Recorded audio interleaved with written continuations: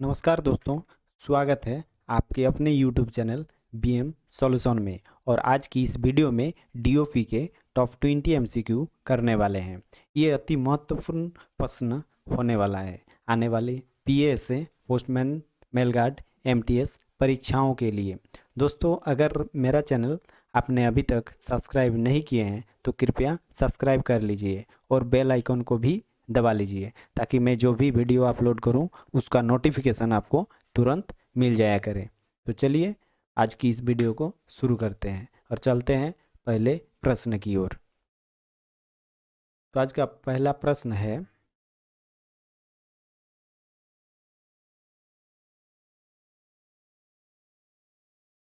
प्रश्न है, franking machine license is issued by a divisional head for a period of dash years.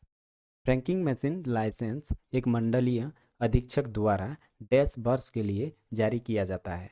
जो franking machines का licence होता है दोस्तों, वो कितने वर्ष के लिए जारी किया जाता है, वो इस प्रश्न ने पूछा है। तो ऑप्शन है 3, 4, 5 या 2 ईयर्स। तो इसका जो सही आंसर हो जाएगा ऑप्शन सी। ये जो लाइसेंस इशू होता है ये 5 वर्ष के लिए इशू होता है, यानी ऑप्शन इसका सी जो है सही आंसर हो जाएगा। अगला प्रश्न है, what is franking machine?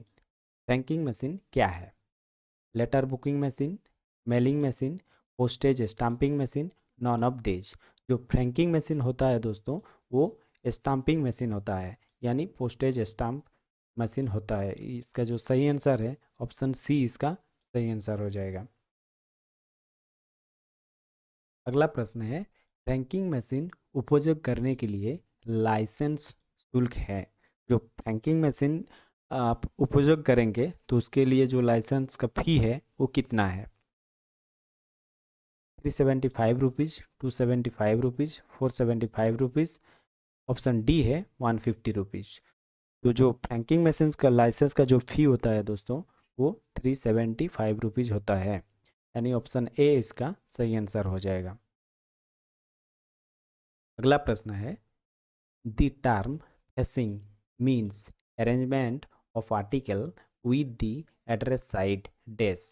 Facing का अर्थ है डाक वस्तुओं की ऐसी व्यवस्था जिसमें पत्ते वाली तरफ डैश होती है।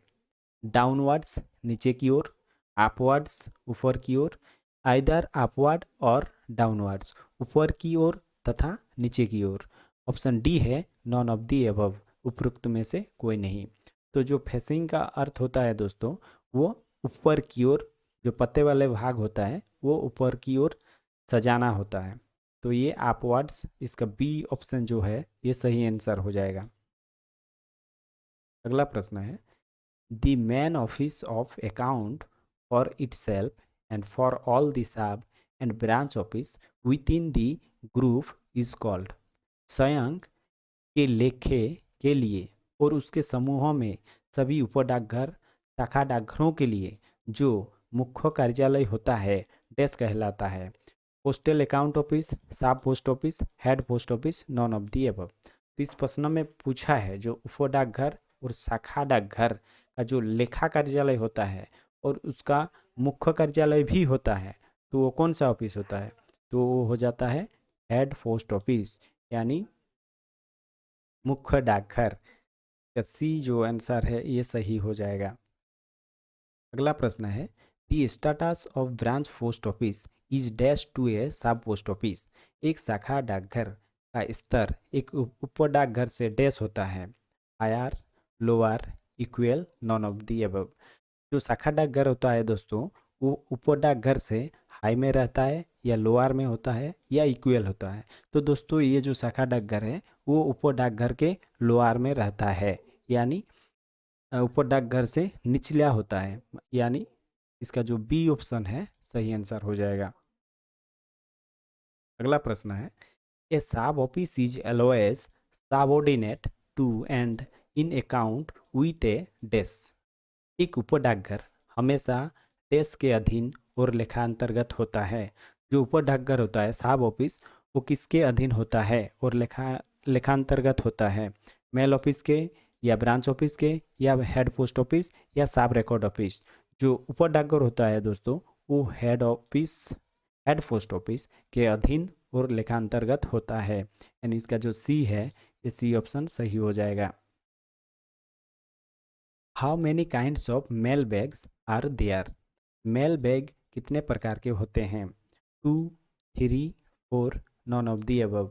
जो मेल बैग होता है दोस्तों, वो 3 प्रकार का होता है। यानी इसका जो बी ऑप्शन है, ये बी सही हो जाएगा।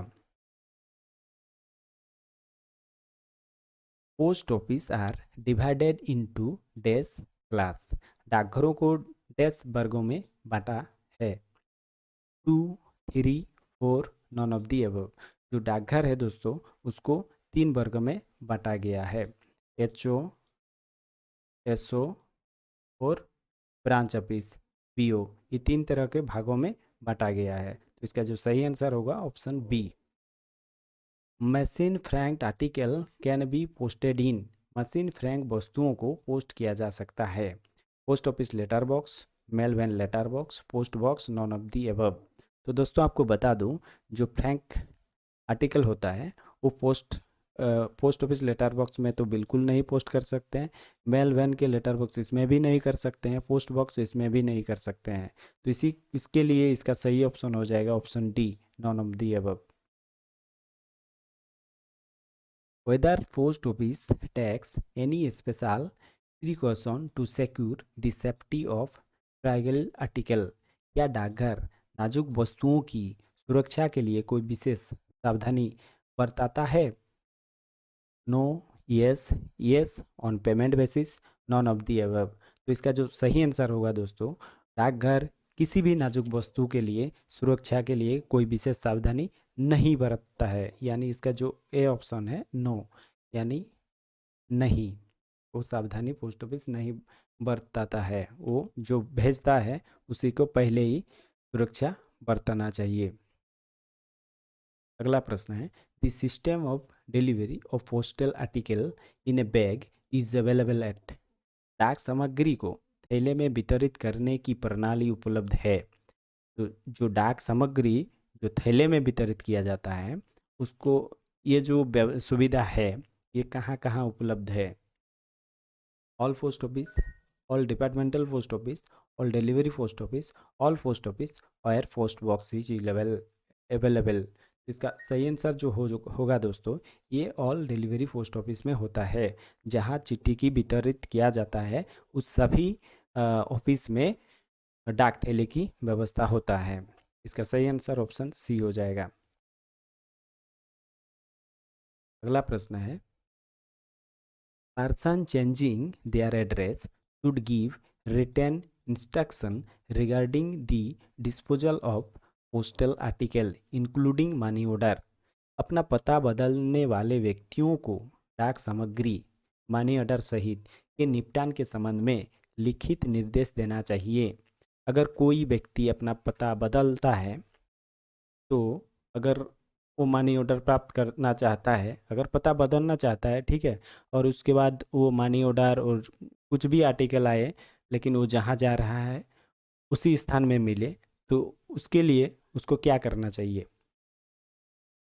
ऑप्शन है, the post office of the place which they are living, the post office of the place to which they are going. Option C, both A and B. Option D, none of the above. तो अगर वो पता बदलना चाह रहा है, तो जहाँ से वो छोड़ के जा रहा है, वहाँ के पोस्ट ऑफिस को उसको लिखित निर्देश देना चाहिए।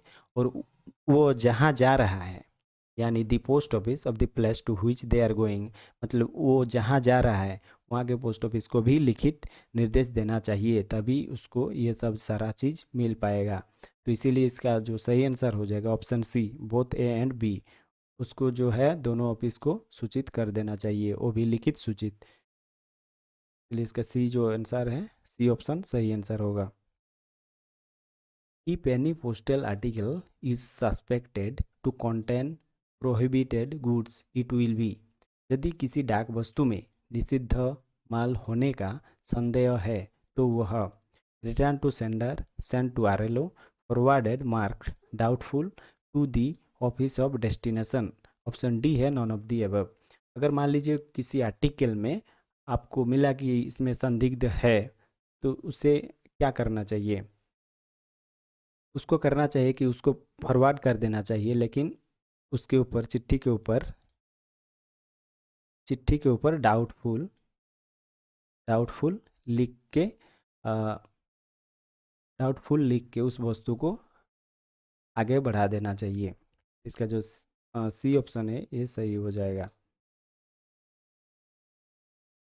अगला प्रश्न है आरपीएलआई वाज इंट्रोड्यूस्ड ऑन। ग्रामीण डाक जीवन बीमा देश को आरंभ हुआ था 26 मार्च 1884, 26 मार्च 1995, 24 मार्च 1984, option D none of the above. जो आरपीएलआई है दोस्तों, रूरल पोस्टल लाइफ इंश्योरेंस, ये 26 मार्च 1995 को लॉन्च किया गया था। अगला प्रश्न है metal token is return by sorting assistant when he. Sorting assistant द्वारा मेटल टोकन वापस कर दिया जाता है जब वह प्रोसीड ऑन लीव, वो छुट्टी में चले जाता है, ट्रांसफरेड टू अदर एचओ, वो दूसरे ऑफिस में चले जाते हैं, डिसमिस्ड रिमूव फ्रॉम सर्विस, अगर उसको रिमूव हटा दिया जाता है या डिसमिस बर्खास्त कर दिया जाता है तभी, और ऑप्शन डी है ऑल ऑफ दी अबव। तो दोस्तों आपको बता दूं, वो अगर छुट्टी में चला जाता है तो भी उसको जो मेटल टोकन है वो वापस कर देना चाहिए, ट्रांसफर्ड हो रहा है तो भी उसको वापस कर देना चाहिए, या डिसमिस या रिमूव हो जाता है सर्विस से तभी उसको मेटल टोकन जो है वो वापस कर देना चाहिए। इसीलिए इसका जो सही आंसर होगा option D all of the above. Who can open किसान विकास पत्र अकाउंट, यानी के ही पी। किसान विकास पत्र खाता कौन खोल सकता है? A single adult, joint account up to 3 adult, a minor above 10 years in his own name, और ऑप्शन डी है ऑल ऑफ दी अबव। तो दोस्तों आपको बता दूं कि जो किसान विकास पत्र है वो सिंगल में भी खोल सकता है, single adult, joint account up to 3 adult ये भी कर सकता है, 3 आदमी मिलकर भी खोल सकता है, ए माइनर अबव 10 ईयर्स, अगर कोई बच्चा 10 साल के ऊपर है तो उसके नाम से वो खोल सकता है। तो इसका जो सही आंसर होगा option D all of the above. अगला प्रश्न है the insurance seal must always remain in the प्रोसेसन of. बीमा मुहर हमेशा डैश के कब्जे में रहनी चाहिए। जो बीमा मुहर है, बीमा सील है, वो हमेशा किसके पास रहना चाहिए? ऑप्शन है sorting assistant, IPIRM, head sorting assistant, ASRM, ASP। जो बीमा मोहर होता है दोस्तों वो हमेशा हेड सॉर्टिंग असिस्टेंट के पास रहना चाहिए।